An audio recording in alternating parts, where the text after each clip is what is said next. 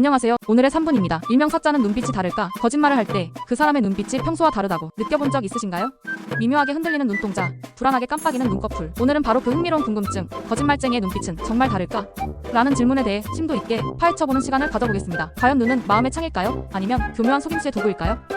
우리가 흔히 생각하는 거짓말의 징후, 예를 들어 시선을 회피하거나 엉뚱하게 코를 만지는 행동들은 사실 문화적인 차이에서 비롯될 수 있다고 합니다. 즉, 서구 사회에서 흔히 보이는 행동 패턴이 모든 문화권에 적용되는 것은 아니라는 것이죠. 특히 한국인의 경우 서구권 사람들과는 다르게 거짓말을 할 때 오히려 상대방과 눈을 더 자주 마주치는 경향이 있다는 흥미로운 연구 결과도 있습니다. 오호, 정말 놀랍지 않나요? 이는 문화적 배경이 거짓말을 표현하는 방식에 큰 영향을 미친다는 것을 시사합니다. 그렇다면 거짓말을 할 때 우리의 눈에는 어떤 변화가 실제로 일어나는 걸까요? 최신 연구 동향에 따르면 거짓말은 뇌에 상당한 인지적 부담을 주는 복잡한 과정입니다. 진실을 말할 때보다 훨씬 더 많은 생각과 계산이 필요하기 때문이죠. 이러한 인지 부합 때문에 자연스럽게 눈의 움직임이 줄어들고 눈 깜빡임 빈도에도 미묘한 변화가 생길 수 있다고 합니다. 일반적으로는 거짓말을 할 때 뇌의 과부하로 인해 눈 깜빡임이 줄어드는 경향이 있다고 알려져 있습니다. 하지만 여기서 또 다른 흥미로운 반전. 눈 깜빡임은 단순히 거짓말을 탐지하는 도구로만 활용될 수 있는 것이 아닙니다. 눈 깜빡임은 뇌를 리셋하는 기능과도 밀접하게 관련이 있을 수 있으며 마치 컴퓨터를 재부팅하는 것처럼 다음에 들어올 정보를 효율적으로 대비하기 위해 뇌를 재정비하는 중요한 역할을 한다는 가설도 존재합니다. 또한 사람이 갑작스럽게 화가 나거나 극도로 긴장했을 때도 눈 깜빡임 횟수가 무의식적으로 증가할 수 있다고 하니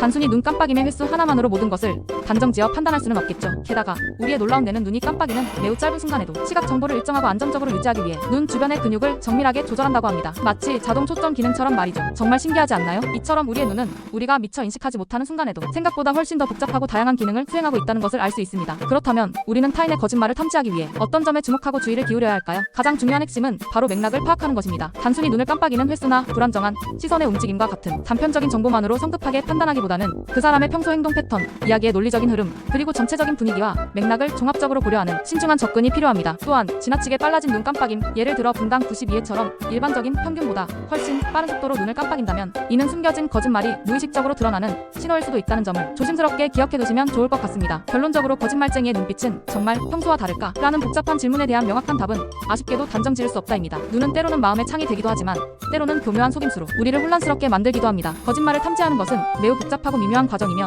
과학적인 연구 결과에 대한 깊이 있는 이해와 더불어 인간적인 공감 능력이 필요한 섬세한 영역입니다. 사자는 사자를 알아보고 정직한 사람은 모두를 알아본다. 3분 명언. 오늘 영상이 여러분의 오랜 궁금증을 조금이나마 해소해드렸기를 진심으로 바랍니다. 오늘의 3분이었습니다. 감사합니다.